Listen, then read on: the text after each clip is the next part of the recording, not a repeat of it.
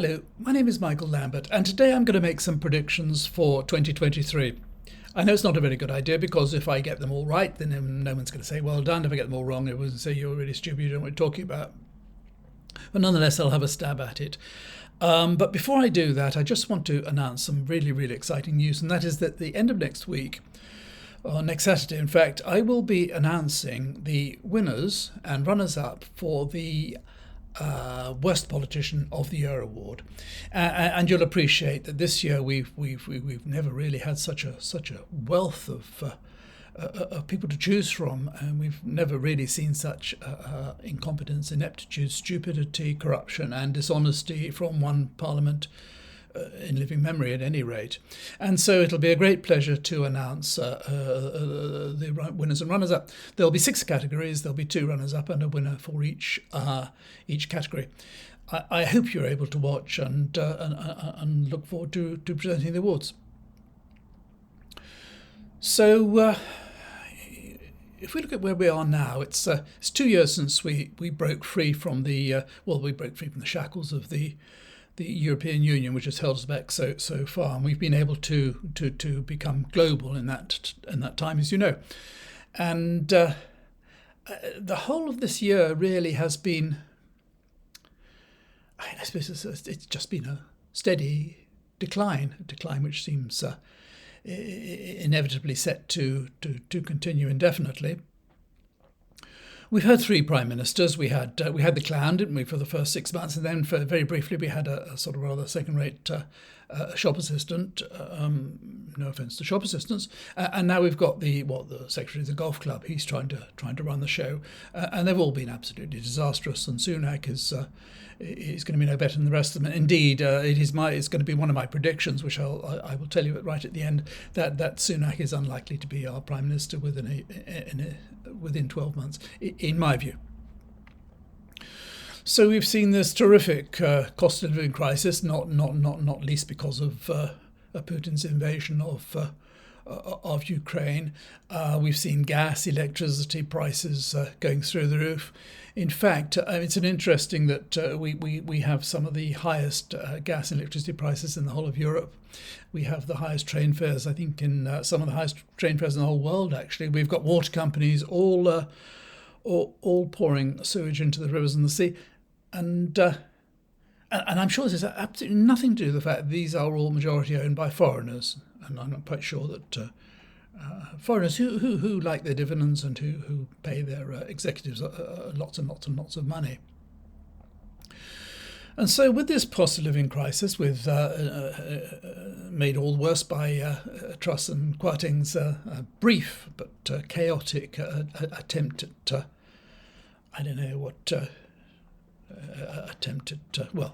revolutionising our finances. We have this cost of living crisis. People are really struggling. A lot of people are struggling a great deal.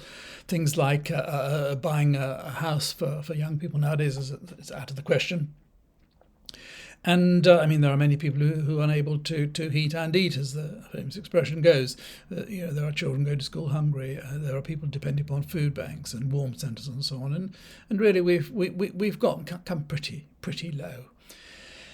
We've become really what I suppose we've been for a long time now, a low wage, low skill economy, and no end of talking about becoming high skill, high pay, and talk of Silicon Valleys and all the rest of it is going to make any difference to any of that. The country's in a mess, in a terrible mess.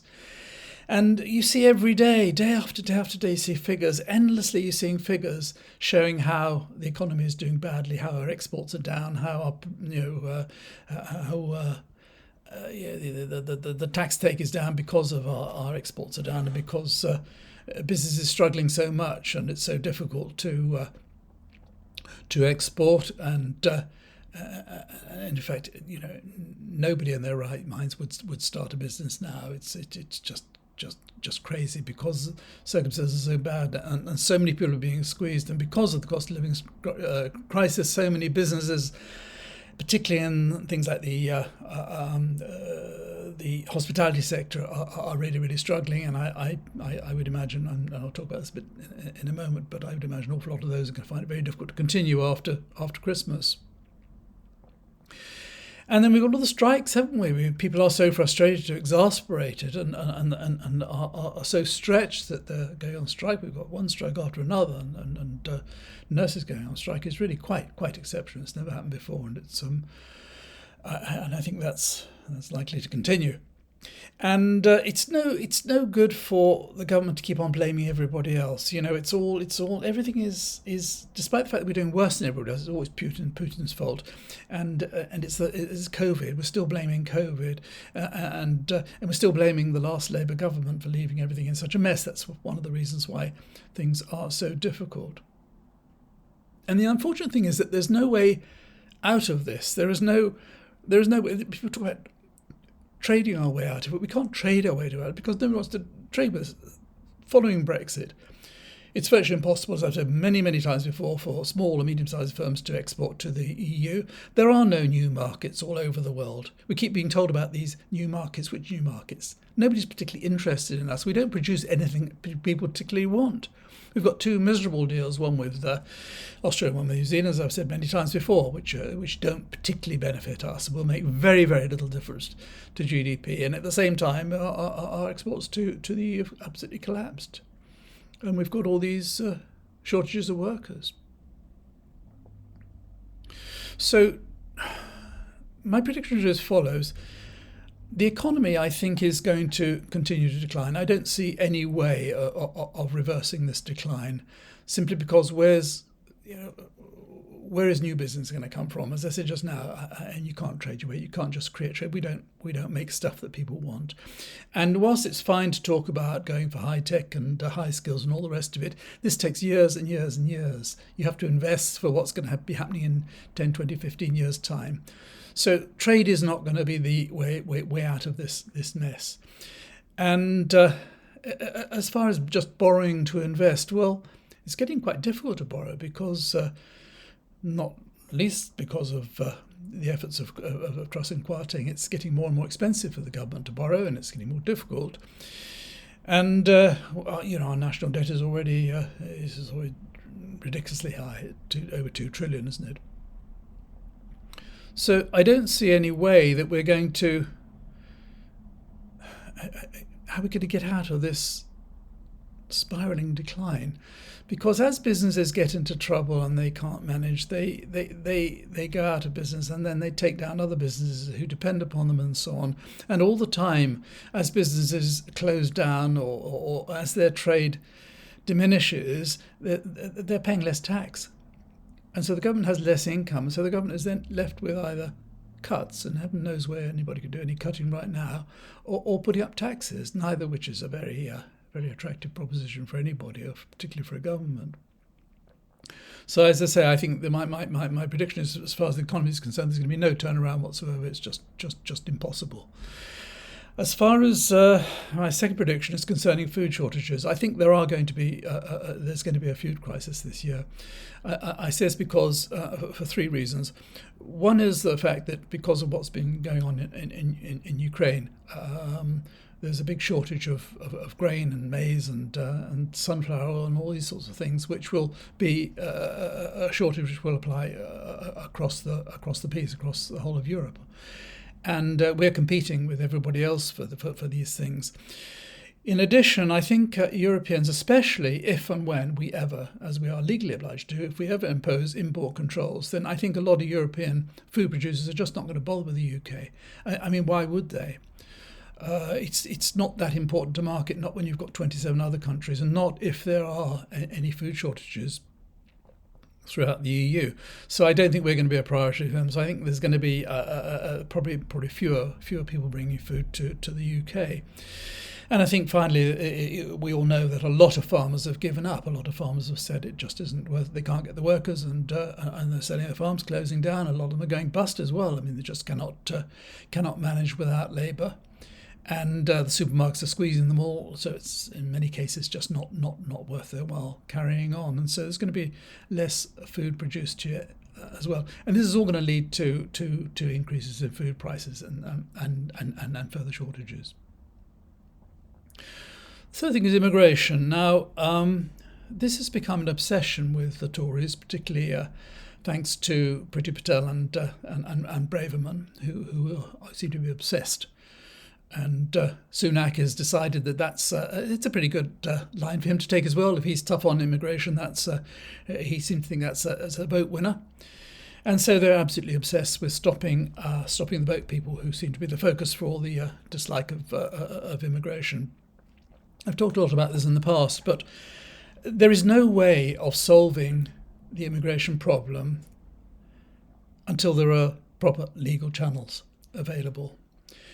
And this idea that the government has and the Labour Party have the same as well, of going after the people smugglers. It is so naive. It's like going after the cocaine smugglers. These people are everywhere. They're very mobile. They don't have to be in any one place. They're very, very well hidden chains, and just to go after them. And besides which, if they're in another country, how do you go after them? Suppose you find out there's a people smuggler, I don't know, in Belgium or France. What do you do? Send the Metropolitan Police over there? It's just such a naive idea. And the whole thing about the Rwanda scheme, which is so ridiculously expensive, we know that the High Court said the other day that it was legal. But what I think is going to happen there is that they are so determined. It's such an important policy for the Conservatives, for Sunak and Braverman, that they will push and push and push until they can get a handful of people, every one of whom is going to challenge and going to go to court and going to appeal and so on. It's going to cost an absolute fortune of every single person, and they'll get a plane load, and they'll have 5 or 6 people on that plane, and that plane will go off to Rwanda. And when they get there, they're going to be all the cameramen in the world are going to be there, and press journalists and all the rest. And the slightest criticism of their circumstantial situation there is going to be a huge scandal. And it will be seen to be so expensive. After all, we spent 140 million, and the Rwandans have said they're going to take 200 people anyway. That's £700,000 per person. And so I think the whole thing will gradually be shelved. But I think it's very likely that they'll have a stab at just getting a plane load going over there, just to fulfil Braverman's obsession and her dream. Now, the other thing, before I go on to talking about the British government and Sunak and so on, just a couple of things about foreign affairs. I think Trump is finished. I think probably a lot of people agree with this. I don't think we're going to see much more of him. I don't think he will be the candidate for the Republican Party this time. I think too many people have seen through him, a bit like Boris Johnson. People have gone along with them for a long, long time and put up with all the nonsense and been duped. But I think public opinion has changed both about Johnson. I mean, I think he thought he was going to, hasta la vista baby, he thought he was going to be back, and he thought people would welcome him back and cheer him to the rafters. He's finished. And I think likewise Trump is finished, and so I think that's going to be the end of him. The other one, I think, which is interesting, and I mean, this is very difficult to know, but the war in Ukraine is doing so badly, and we know that the sides are so unevenly matched. They're unevenly matched in as much as the Ukrainians have got much more modern weapons, and as long as we continue to support them, they've got plentiful weapons. And we know that the Ukrainians are all fighting for their lives, for their nation. They're fighting with really, really absolute, utter determination. And on the other side, we know that the Russians have very low morale, that their weapons are all old, and that they're getting a bit desperate. And I know that the media is very much controlled in Russia, but it seems to me likely that public opinion is going to start moving towards against Putin in a big way. And I think it's not inconceivable that somehow or other he'll be deposed. Maybe an assassination, or more likely that he will run away to some friendly country that'll put him up and where he'll spend the rest of his days. But I think his position must be very, very, very weak at the moment and very vulnerable. And so I want to talk a little bit about my final and most important prediction, which is this. It concerns the government in this country. Now, We haven't seen much of Sunak. He's kept out of the limelight. He comes to Prime Minister's Question Time, but he doesn't show his face much. Otherwise, he did come to Parliament a couple of weeks ago to announce the tightening of rules against immigrants and so on, and to tell us all how tough he was on immigration. But we don't see much of him, so you don't get a chance, really. We haven't really had a chance to take a good look at what sort of a person he is. Now, last week he appeared before the committee of select committee chairmen. It's about 12 of them, one for each department, and they all quizzed him, and it was for an hour and a half. And I watched this whole session, and it gave me a very good chance, at any rate, to make some assessment of this man's character. And what I concluded was this: that he's very clever, extremely clever. I think quite intellectual as well. And I think, he was asked questions by all sorts of departmental chairmen, and he had all the facts, all the figures, and all the information. He was really spot on. But he gave the impression throughout this that he didn't want to be there. He thought that these people who were clearly his inferiors should have no business asking him questions. And he kind of resented having to answer the questions. And just on one or two occasions, he showed irritation. He didn't want to be challenged. I think he's somebody who life has probably gone quite well for him, and he's used to getting his own way. And he's not somebody who backs down. He's not somebody who accepts challenges or wants to entertain any challenge, really. He's very much the boss, and I would have thought he was pretty inflexible. Combined with which, of course, because he is so immensely rich, he cannot possibly have the slightest idea as to how ordinary people live. He cannot. I don't suppose he ever encounters ordinary people apart from his gardeners and his chauffeurs and people who clean his swimming pools and things. He lives in another world, and when you've got as much money as he is, and I've always said that shouldn't be held against him, but when you've got as much money as he is, you can't have a realistic view of the world. And so I think he's a very stubborn man. Now, he has decided, and he's made it quite clear, and it's very difficult to see how he could possibly back down, he's made it quite clear that he's not going to give in to the unions. And this presents a big problem, because there are so many unions involved now, and so many unions lining up to go on strike. And particularly because of the nurses, the unions have a lot of public support at the moment. And so there's very little reason why the unions should back down. And so I see this confrontation going on after Christmas, where the unions become more determined, and Sunak will be sending his ministers out like the hapless Steve Barclay, telling everybody that there's no way of agreeing to any wage increases and so on, and hiding behind the independent pay boards and all this sort of nonsense. And I think it seems to me that if half the country is or much of the public sector is on strike, it can only go on for so long before the country isn't going to work. And I think that, combined with the collapsing economy, and remember, Sunak is clever, and he does know that Brexit is an absolute disaster, and he does know that the Brexit opportunities he spoke about on his when he arrived at Downing Street just don't exist. He knows that it's all going to get worse and worse. And if I were a Conservative Party strategist, I would do the following. I'd say, we're going to lose the next election. There's no way of us getting back between now and then. Between now and then, we've seen a lot of Conservative MPs have already started saying they're not going to stand next time. And between now and then, there's going to be a lot more pain. There is no answer to this confrontation with the unions and so on. What I would say is this: we're going to lose anyway.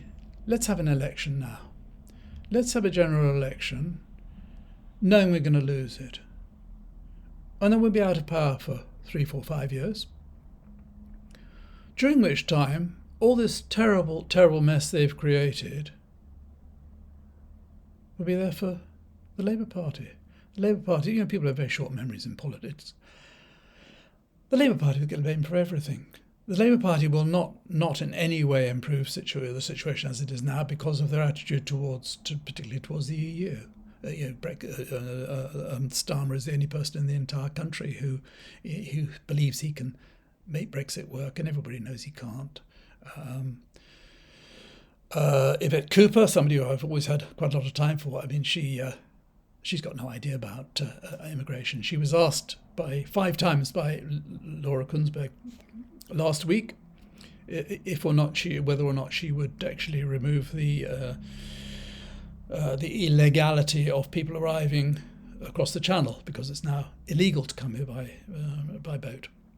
She refused to answer the question, so they're probably going to carry on the same policy. She went on and on and on about going after the gang leaders. She's going after the gang leaders. She doesn't know where they are. They might be in Israel, they might be in Belgium, they might be in France, they might be in America, they might be in Oxford Street. She doesn't know where they are, but she's going to go after them, and that's how she's going to stop the boats coming. Clueless. They're all clueless. And so, as I say, if I were running the Conservative Party, I know it would be the end for Sunak, so he's not going to be waking up. But if I were running the Conservative Party, I would definitely want an election as soon as possible and walk away from all this mess. It would give them several years in which to move a little bit more towards the centre, to quietly acknowledge that, or they would never acknowledge it, but to quietly adapt to the fact that Brexit's been such a disaster, and then just to crucify the Labour Party, because for the Labour Party to become the government now would be an absolute disaster. It would solve nothing whatsoever, because they are as clueless as the government. So anyway, those are my predictions, and as I said before, it's quite possible that it's all completely wrong, but who knows? And of course, none of us knows what surprises might come out of the blue, like Putin's invasion of Ukraine, that no one could have anticipated, really. So if you've watched this far, thank you very much, and if you haven't already subscribed, I'd be appreciated if you would do, or if you know anybody else who might like to subscribe, I'd be grateful. And have a very nice Christmas, and until next week and the awards ceremony, when I look forward to seeing you, bye for now.